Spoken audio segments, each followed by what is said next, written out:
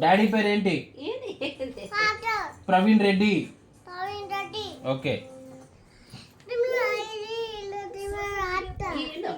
ఇది చెప్పు. ఇగో టీచర్ రాసింది. చిట్టి చిలకమ్మ చెప్పు. అమ్మ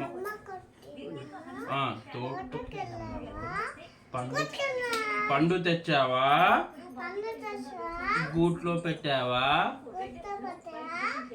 గుడుకు మింగావా. మళ్ళీ ఒకసారి చెప్పు. చిట్టి మళ్ళీ ఒకసారి ఇది చెప్పు. నిరంజన్ పండు.